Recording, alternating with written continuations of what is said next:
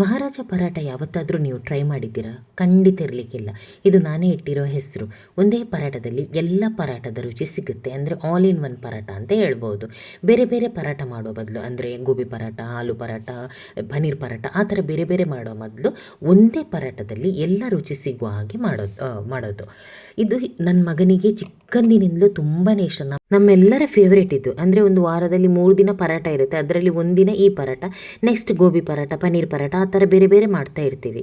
ಈ ಪರಾಟದ ಸ್ಟಫಿಂಗ್ ಒಂದಿದ್ರೆ ಸಾಕು, ತುಂಬ ವೆರೈಟಿದು ತಿಂಡಿ ಮಾಡ್ಬೋದು. ಅದು ಯಾವುದು ಅಂತ ಮತ್ತೆ ಹೇಳ್ತೇನೆ, ಅದಕ್ಕೆ ಫುಲ್ ವಿಡಿಯೋ ನೀವು ನೋಡಬೇಕಾಗುತ್ತೆ. ನೋಡಿ ಯಾವ ರೀತಿ ಉಬ್ಬಿ ಬಂದಿದೆ ಅಂತ. ತುಂಬಾ ಸಾಫ್ಟಾಗಿ ಟೇಸ್ಟಿಯಾಗಿರುತ್ತೆ. ಇದಕ್ಕೆ ಫಸ್ಟಿಗೆ ನಾರ್ಮಲಾಗಿ ಇದೇ ಥರ ಆಟ ಕಲಿಸೋದು, ಉಪ್ಪು ಹಾಕಿಬಿಟ್ಟು ಡೈಜೆಷನ್ಗೆ ಅಜ್ವೈನ್ ಅಂದರೆ ಹೋಮ ಹಾಕ್ತೀನಿ, ಕಸೂರಿ ಮೇಥಿ ಫ್ಲೇವರ್ಗೆ ಹಾಕ್ತೀನಿ. ಈ ಥರ ನೀರಲ್ಲಿ ಕಲಿಸ್ತೇನೆ. ಕಲಿಸುವಾಗ ಚೆನ್ನಾಗಿ ನಾದಿದರೆ ಮಾತ್ರ ನಿಮಗೆ ಸಾಫ್ಟಾಗಿ ಬರುತ್ತೆ.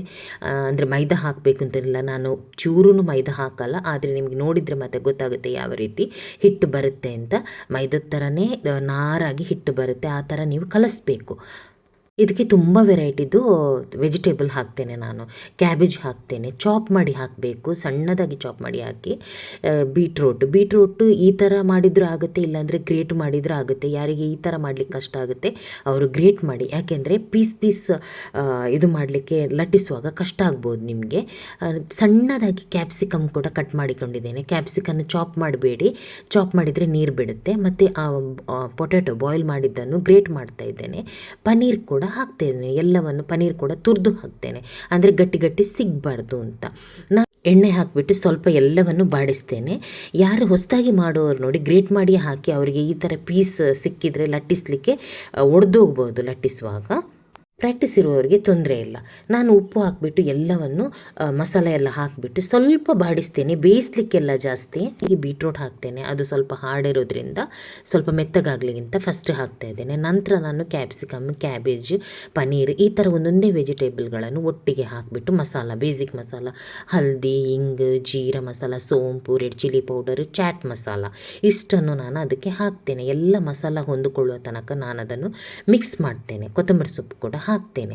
ಈ ಥರ ನಾನು ಜಾಸ್ತಿನೇ ಮಾಡಿ ಇಡ್ತೇನೆ. ಒಂದು 2-3 ದಿನಕ್ಕೆ ಆಗುವಷ್ಟು ನಾನು ಮಾಡ್ತೇನೆ. ಒಂದು ದಿನ ಪರಾಟ ಮಾಡಿದರೆ ಇನ್ನೊಂದು ದಿನ ನಾನು ಅದರಿಂದ ಸಮೋಸನ, ಬ್ರೆಡ್ ಪಕೋಡನ, ಕಟ್ಲೆಟ ಅಥವಾ ವೆಜ್ ಬೋಂಡ ಈ ರೀತಿ ಬೇರೆ ಬೇರೆ ವೆರೈಟಿದು ಮಾಡ್ಬೋದು. ಮಕ್ಕಳು ಸ್ಕೂಲಿಂದ ಸಂಜೆ ಬರುವಾಗ ಸಮೋಸ ಮಾಡಿಕೊಡ್ಬೋದು. ಯಾವುದು ಬೇಕಾದರೂ ನಾನು ಹೇಳಿದ ಅಷ್ಟರಲ್ಲಿ ಮಾಡಿಕೊಡ್ಬೋದು. ನಾನು ನೋಡಿ ಹೇಗೆ ಬಂದಿದೆ ಅಂತ ಹಿಟ್ಟು. ಇದು ಮೈದಾ ಥರನೇ ಕಾಣ್ತದೆ, ಆದರೆ ಮೈದಾ ಅಲ್ಲ, ಆಟ ಪ್ಯೂರು. ತುಂಬ ಆ ಥರನೇ ಹಿಟ್ಟು ಬರಬೇಕು. ನೀವು ಎಳೆಯುವಾಗ ಆ ಥರ ಎಲಾಸ್ಟಿಕ್ ಥರ ಬರಬೇಕು, ಆವಾಗ ಚೆನ್ನಾಗಿ ತುಂಬ ಸಾಫ್ಟಾಗಿ ಬರುತ್ತೆ. ಮತ್ತು ಫಿಲ್ಲಿಂಗ್ ಅಷ್ಟೇ ತುಂಬಾ ತುಂಬಿಸಬೇಕು. ಸ್ವಲ್ಪ ಒಡೆದೋಗುತ್ತೆ ಅಂತ ಸ್ವಲ್ಪ ತುಂಬಿಸಿದರೆ ಟೇಸ್ಟ್ ಆಗಲ್ಲ. ನೋಡಿ ಈ ರೀತಿ ಸ್ಪ್ರೆಡ್ ಮಾಡಬೇಕು. ನಾನು ತುಂಬ ನನ್ನ ಪರಾಟದ ರೆಸಿಪಿಯಲ್ಲಿ ತೋರಿಸಿದ್ದೇನೆ, ಇದನ್ನು ಹೆಚ್ಚಾಗಿ ನಾನು ತೋರಿಸೋದಿಲ್ಲ. ಈ ರೀತಿ ತುಂಬಾ ಫಿಲ್ಲಿಂಗ್ ಮಾಡಿ ಆಗಲೇ ರುಚಿಯಾಗೋದು ಅದು ತಿನ್ನಲಿಕ್ಕೆ. ಹಿಟ್ಟು ತುಂಬ ಸಾಫ್ಟ್ ಆಗಿದ್ದರೆ ಒಡೆದು ಸ್ಟಫಿಂಗ್ ಹೊರಗಡೆ ಬರಲ್ಲ.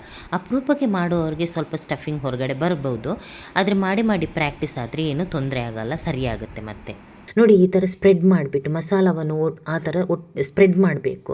ನಂತರ ನೋಡಿ ಈ ಥರ ಮೆಲ್ಲ ಲಟ್ಟಿಸಬೇಕು. ನಾನು ಸೈಡಲ್ಲಿ ಜಾಸ್ತಿ ತೆಳುವಾಗಿ ಲಟ್ಟಿಸ್ತೇನೆ, ನನಗೆ ಜಾಸ್ತಿ ದಪ್ಪ ನನಗೆ ಇಷ್ಟ ಆಗಲ್ಲ. ಅದಕ್ಕೆ ಮಕ್ಕಳಿಗೆ ಮಾತ್ರ ಗೀ ಅಥವಾ ಕೋಕೋನಟ್ ಆಯಿಲಲ್ಲಿ ಫ್ರೈ ಮಾಡಿ ಕೊಟ್ಟರೆ ಒಳ್ಳೆಯದು, ಅಥವಾ ನೀವು ಬೇರೆ ಯಾವುದು ಆಯಿಲ್ ಯೂಸ್ ಮಾಡ್ತೀರೋ ಅದು ಹಾಕಿ ಮಾಡ್ಬೋದು.